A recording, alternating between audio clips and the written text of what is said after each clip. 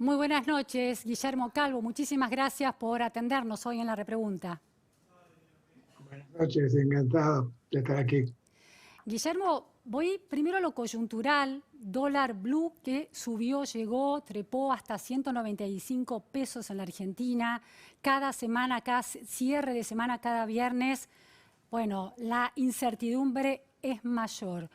Y por otro lado, el ministro Guzmán, que sostiene que el dólar blue no es el que impacta en la economía, en los precios de la economía. ¿Cómo lo ve usted a este problema del dólar blue? ¿Es efectivamente un problema? Sí, es un problema serio, la magnitud de la brecha que hay con el dólar oficial, digamos. Eso es serio, podemos hablarlo. Ahora, yo creo, ya muchos economistas, yo lo vengo diciendo hace tiempo, que iba a haber una especie de veranito desde que sube este gobierno, en parte porque ha habido una huida del peso antes de que subiera este gobierno debido a los problemas que tenía Macri.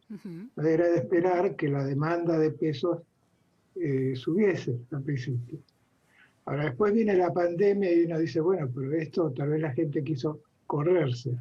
Y no, porque resulta que los pesos empezaron a ser más útiles, particularmente debido a que las estábamos redistribuyendo a la gente más pobre, que son los que usan los pesos, Claro. que son los que no tienen necesariamente una tarjeta de débito.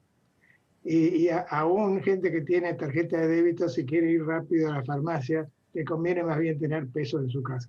De esa manera, permitió que una expansión monetaria que hubiera sido inflacionaria terminó un poco bajo el colchón de la gente, un poco como quieren el dólar, ¿no es cierto? Entonces, ha venido todo este periodo y eso se acaba, y cuando se empieza a acabar, en economía esto es tan conocido que un chico que toma un primer curso de este tipo de cosas se lo enseñamos. Es decir, lo que puede hacer el gobierno es sentarse sobre la tasa de cambio y se está emitiendo mucho. Sí.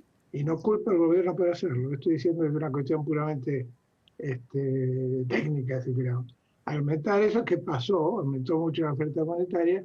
Yo me siento en el dólar y empiezo a perder reservas. Ahora la gente ve que las reservas se están acabando, contrariamente a lo que dice el ministro, que debe ser el único economista que yo escucho que dice que no se acaban Dice que hay sobre ese tema. 44 millones de dólares de reserva. Creo que volvió a insistir con ese número en las últimas declaraciones. 40.000 sí, 42 mil millones, claro. millones de, perdón, 42 mil millones de dólares de reserva. Exactamente, que son dólares de los bancos. Claro. Y son O sea, de dólares los realmente ahorristas. de los ahorristas. Es decir, si el ministro tiene 42.000, son de él, está diciendo algo que yo no quiero decirlo, porque casi que es una mala palabra, que lo piensa tomar, ¿no es cierto? Entonces, pero en fin, dejemos eso Usted de ve, lado. o Yo sea, creo que usted ve si lo está. Es importante lo que está diciendo. Si el ministro habla de 42 mil millones, es que considera que los dólares depositados por la gente en los bancos podrían estar a disposición de las necesidades fiscales. sí, si no, yo no sé cómo se hace, honestamente. Si no, no los contaría. Si no, nos contaría. Entonces, Preocupante. no sé si se da cuenta, tal vez él quiere mostrarle a la gente que es optimista y me parece muy bien todo eso. El ministro está en una posición muy difícil. Sí, Yo sí. simpatizo con él, lo conozco, es un muchacho serio, eso no es un problema. Pero la situación es seria. Entonces, bueno, yo no le hubiera aconsejado que dijese eso, pero si se empiezan a decir esas cosas, entonces la gente dice, a ver, justamente lo que usted ha deducido. Entonces esos dólares no son míos, entonces empieza a sacarlos y ahí entonces empieza el drenaje de los dólares del Banco Central en principio y después si sigue la cosa de otros dólares que tengan por ahí. Y eso sabemos por un modelito de Paul Krugman, que todos lo leen a Paul Krugman, ¿no es cierto? Su columna, pero del año 1979, Ajá. para decirle que es algo y que lo seguimos enseñando Sí. porque ha ayudado mucho a entender estas cosas, que se va a empezar a perder reservas y de repente va a haber una corrida. Digamos, el resultado intelectualmente muy importante de Paul fue mostrar que las cosas van de a poquito y un día se desbarata todo. Ujú. Entonces, esa es la preocupación que yo veo que hay en el mercado en este momento. Y Cuál es el evento que dispara esa velocidad de los problemas? sí, no hay nada, digamos, que se repita suficientemente para que científicamente uno Ujú. diga tal cosa. Fíjese que no puede ser que se sepa exactamente cuándo cae, porque entonces todos podrían especular y ganar Claro, plata. claro. Pero yo la única manera que gano plata es venderle algo a otra persona. Y Ujú. si todos estamos tratando de vender al mismo tiempo, no va.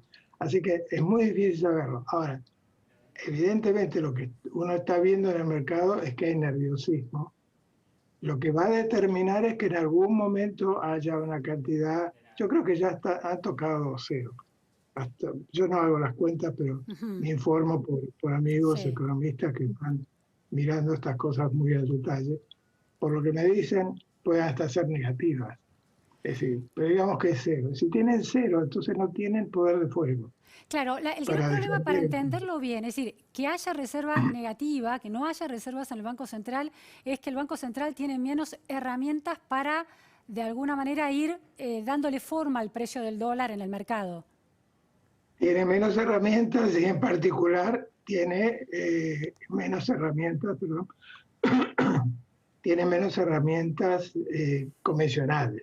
Ujú. Ahora, después pueden poner otras cosas. Y se ha hecho, ¿no es Sí, cierto? Hemos especificado, por sí, ejemplo, en algún momento. sí. Argentina las ha hecho todas. Entonces yo espero que no sea necesario, pero sí, si siguen insistiendo con que quieren el dólar donde está, este, esa herramienta convencional que han venido usando, no la pueden usar y yo ahí ya no sé, no me da la economía para saber, porque eso ya es política, no economía. Ahora, el dólar blue sigue esta escalada imparable por medidas económicas y monetarias equivocadas y de tipo de cambio equivocadas por parte del gobierno o por incertidumbre de la sociedad que se está tratando de refugiar en el dólar paralelo, el único al que puede acceder, y entonces está comprándolo con desesperación y estrés. Sí, yo personalmente pienso que hay razones más profundas A ver. y es el tema que usted va a estar abordando esta noche más profundo sobre cuál es el capitalismo en la Argentina. Ujú. Y todas esas cosas, esos temas que usted ha sacado son temas muy, muy preocupantes. Eh, lamentablemente, digamos, el capitalismo requiere que haya capitalistas, gente que tenga dinero para poder hacer inversiones grandes. Ujú. La otra gente se queda, ojalá pueda comer bien, todo ese tipo de cosas y educarse, pero uno necesita capitales grandes que a veces vienen de dentro del país o vienen de afuera, entonces, ahora, ese que va a poner un montón de plata en la Argentina, se hace la pregunta, ¿cómo son los argentinos? ¿Cómo piensan esto? Claro. Este gobierno, yo creo que se está perdiendo una gran oportunidad. Yo ya lo había dicho antes de que subieron, que tal vez ellos hubieran estado más fuertes que Macri, porque ellos tenían de su lado, así como Lula tuvo de su lado a los obreros en el 2002, la primera vez que sube, pudo hacer reformas Lula. Se trajo un banquero como ministro, un Sí, banquero sí. importante, internacional, Pero y ahora, fue muy exitoso esa Guillermo, administración. usted ha planteado que un gobierno como el de Cristina Fernández de Kirchner y Alberto Fernández podían ser, un gobierno peronista, podían hacer el ajuste que Argentina necesitaba. Ahora, en el medio de la pandemia, los estados en general, los países en general no pudieron ajustar, tuvieron que financiarse, en el mejor de los casos, o emitir el único camino que le queda a Argentina. ¿Cómo se sale de eso pensando de cara al año que viene? ¿Es posible encontrar otro camino de financiación del gasto público que no sea la emisión que tantos efectos colaterales tiene? Totalmente de acuerdo y me alegro que haya traído el tema de la pandemia, porque a veces veo en estas discusiones que nos olvidamos que este gobierno tiene una responsabilidad enorme. Ujú. Y no hay manera de sacárselo de encima, obviamente. Hay gente muy pobre y hay que hacerle transferencias. Y eso está llevando el déficit fiscal a niveles estratosféricos en todas partes, acá en Estados Unidos, por supuesto, también. Entonces, su pregunta es, ¿qué se puede hacer? Eh, yo creo que poco ahora, lamentablemente, por la pérdida de reputación. Ujú. Espero, ¿no es cierto? Ahora, si usted mira, ¿qué pasó en esta crisis desde el punto de vista financiero? Primero, se fue un montón de plata a Estados Unidos. Eso que llaman en inglés flight to quality, Claro, corrida hacia la calidad, ¿no? El flight to quality fue inmenso. Se pensaba que se acababan los países emergentes realmente. claro.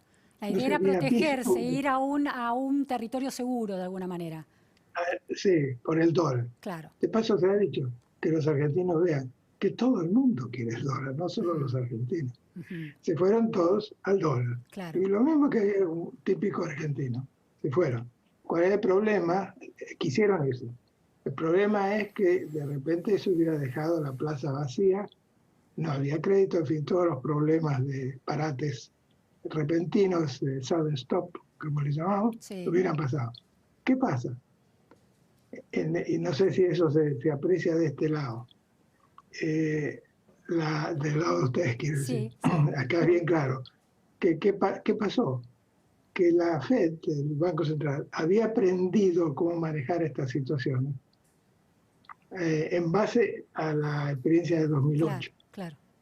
Salió a hacer un montón de cosas. Puso más plata y más facilidades financieras en 3 meses que lo que le llevó 2 años en el 2008. Ujú. Eso llenó de liquidez dólar al mundo. Y entonces los fondos volvieron. Yo que estoy trabajando en estas cosas y dando charlas, Sí, tenía una preparación diciendo, esto, bueno, es el sudden stop del sudden stop. claro. Y de golpe tuve que empezar a mirar con más cuidado. Pasó todo lo contrario. ¿Qué pasa hoy día? Que el resto de América Latina, muchos países de América Latina, están, usted lo tiene a Perú, que es un caso bien interesante para pensar. Sí, Perú es el que va a caer más fuerte en toda la región. Tiene problemas de salud tremendos, que no es el tema acá y no lo voy a sí, sacar. sí. A Sí, caída pesar de de ello, Producto Bruto más que en consiguió, Argentina va a tener este año. exactamente, Ujú. pudo Pero poner un coloca bono a deuda 3 meses, más barata. sí, 2,5%, ¿Por qué? 2,5% Sí, en dólares por año. sí, Bueno, es interesante, ¿no? sí. Eso le pasa a él, le pasó a Colombia, a México, Ujú. con todas las cosas que está pasando. Y ese presidente que también es muy creativo Sí, con las sí. cosas que dice. Y sin embargo, han podido meter bonos sin ninguna dificultad. Mi research assistant es de República Dominicana. Y viene el otro día y me dice, no puedo creerlo, acabamos de meter un bono en pesos por 3 años a una Sí. tasa bajísima. Entonces, ¿qué podíamos haber hecho? Si hubiéramos realmente adoptado, no ese capitalismo como lo piensan a veces, me parece a mí, los kirchneristas, como el maldito capitalismo, Ujú, sino el mismo con el que juega el resto de nuestros vecinos, ujú. muy probablemente hubieran tenido, primero, hubieran hecho esta negociación mucho más rápida, como la hizo Ecuador. Ecuador Claro. acaba de hacer al mismo tiempo, rapidísimo lo hizo. Sí, sí. Lo hizo Ecuador y otros. Hubieran podido entonces acceder al mercado de crédito, porque entonces no hubieran tenido que emitir dinero. Ahora, entonces el problema clave, la pregunta es el por qué pasa esto con Argentina y no con otros países de la región que están en condiciones, por lo menos en el medio de la pandemia, también muy crítica, es por una Exacto, matriz conceptual acerca de cómo funciona el capitalismo y eso produce enorme incertidumbre en quienes tendrían que venir a tomar esa deuda o a invertir en Argentina. exactamente. Por eso yo creo que la segunda parte de su programa es muy importante, eh, porque creo que allí estamos, se ponen, yo podría traer un ejemplo atrás de otro acá, que lo leo y no puedo creer que se haya hecho una cosa así, como la cuestión del IVA el otro día, Ujú. que no van a bajar el IVA porque si no los ricos se quedan con la diferencia. Se olvida que los ricos son los que invierten. Ujú. Bueno, si la ideal sería sacarle, ¿qué está diciendo? Yo sé que lo debe hacer con la mejor buena voluntad, no lo niego. Pero cuando el presidente dice, yo si hubiera podido, le subía el IVA para sacarle toda la plata a él y dársela a los pobres. ¿Qué corazón tiene este, ¿no es cierto? Y hasta Claro, ahí mucha gente va a pensar, esa es la persona que yo lo quiero ahí. Ahora sí, sí, dígame, ¿quién va a venir a invertir? claro. Nosotros no ahorramos nada. Usted sabe que nosotros ahorramos 13% del producto. Para crecer usted necesita 20 por lo menos. Ujú, Quiere decir, le faltan 7% de producto que tiene que venir de afuera. Por lo menos claro, eso tiene que venir de afuera. claro, No hay tal cual. vuelta. Ahora, Y Guillermo, si la situación es tan compleja, es tan crítica, si el gobierno cambiara su narrativa en torno a cómo se arma este rompecabezas productivo y esta matriz productiva de la Argentina, le entrega confianza, expresa su confianza hacia los inversores que tienen dinero para invertir, hacia los productores del agro, hacia los trabajadores, hacia los distintos estamentos de esta matriz productiva. Aunque no tenga las mejores medidas de gobierno, ¿cambiaría el clima? absolutamente. Ujú. La cuestión es cómo, yo no sé qué es, lamentablemente, este gobierno, ¿quién es? El presidente, la vicepresidenta, Sí, el presidente según eh, quien día, porque hay días que opina una cosa muy tajantemente y después opina lo por eso contrario, vive ¿sí? cambiando. Entonces, con eso, ¿cómo? No es cuestión de tener una teoría sofisticada Ujú. económica, ni Sí, sí, sí, sociológica, ni politicóloga, ni nada por el estilo. Si alguien dice una cosa y después se contradice, y claro. no es una vez, sino constantemente, Sí, sí. y al fin después dice que va a estar feliz si puede acompañarlo a Evo Morales a Bolivia. Es decir, ¿para qué lado jugás? ¿A qué Ahora, en estás el caso de jugando? Bolivia introduce un elemento interesante porque Bolivia ha sido una economía durante la mejor etapa del gobierno de Evo Morales, antes de que empezara de alguna manera a minar la institucionalidad que le había dado legitimidad, una economía que prosperó y sorprendió al mundo por su capacidad de prosperar en los términos de los indicadores capitalistas. Entonces digo, tampoco es Exactamente. eso la Argentina. No, y le digo, y el vicepresidente de Evo Morales era un matemático Ujú, y es una persona muy seria, que sabe muy bien lo que es ciencia y que no es cuestión de querer hacer las cosas y empujar, sino saber hacerlas. Entonces, ujú. eso es lo que él tenía atrás y este señor que está ahora también entiendo que era parte de su gobierno en algún momento y entiendo que por rumores nomás que hemos escuchado por acá, que él preferiría que Evo Morales se quedara un ratito más Ujú. pasando vacaciones en Argentina. Guillermo, hay otra cuestión interesante. Hay un discurso en la Argentina considerado liberal, por lo menos en lo económico, es mucho más conservador en lo social, pero en lo económico plantea un ajuste contundente, un achicamiento del Estado y una baja de impuestos para que emprender y producir sea menos burocrático, haya menos barreras burocráticas y además no se penalice en toda la cadena de valor continuamente a la producción. ¿Usted cree que una Argentina que nunca se ha llevado adelante, en definitiva, ese modelo, podría ser una experiencia interesante que podría dar resultados? ¿O los impuestos altos se necesitan para financiar un gasto público que no se puede financiar de otra manera? Sería algo muy sorprendente, pero quería mencionar en ese sentido, usted sabe que la mitad de los años 80, 1980, 85, andábamos cabeza a cabeza con Israel, en el sentido de que teníamos ambos países, tenían inflación, usaban los mismos métodos, Sí. no funcionaba. Y la mitad de ese periodo, eh, realmente los israelíes decidieron tomar medidas, bajaron los salarios públicos 20%, por lo que recuerdo. Los sindicatos se pusieron de lado, se dieron cuenta Ujú, que era importante porque si no se les desbarataba la cosa. Yo creo que este es un momento ujú, donde hay que hacer las cosas. Y ojalá sean los sindicatos que lo hacen. claro. Indudablemente hay pobreza, esto no es una cuestión así muy simple, ¿no? Creo que así mandar un decreto y decir vamos a cortar 20% no es así. Ujú, Tiene que haber gente que realmente conduzca el país. Ahora, conseguir ese liderazgo, yo no sé. Eso yo ya de eso no conozco. Me parece que es difícil. La otra salida es la salida de Alfonsín. Es decir, no, voy a seguir, no voy a hacer el ajuste y bueno, sabemos cómo terminó. Se Y hacen los ajustes, pero malos. hay una lectura con la que se insiste desde el gobierno y desde el oficialismo que dice que el capitalismo fracasó y hay que refundar una nueva manera de, bueno, de una nueva matriz económica para el mundo. Hay un alineamiento, según el presidente Fernández, con el presidente mexicano, con Andrés Manuel López Obrador, que en realidad los analistas desmienten, dicen que Andrés Manuel López Obrador en realidad está muy alineado con Estados Unidos y tiene una visión muy pragmática y capitalista. ¿Fracasó el capitalismo en el mundo o de alguna manera renació de sus propias cenizas en medio de la pandemia? Bueno, lo que hemos visto que lo que fracasó fue el comunismo. Eso quedó claro. Sí. El capitalismo tiene problemas, ¿sí? Hay muchas imperfecciones, diría fracasar, ¿cuál es la alternativa? Yo miro la China ha hecho cosas, es una dictadura, básicamente, o si quieren, un régimen autoritario, pero que ha adoptado las reglas de juego.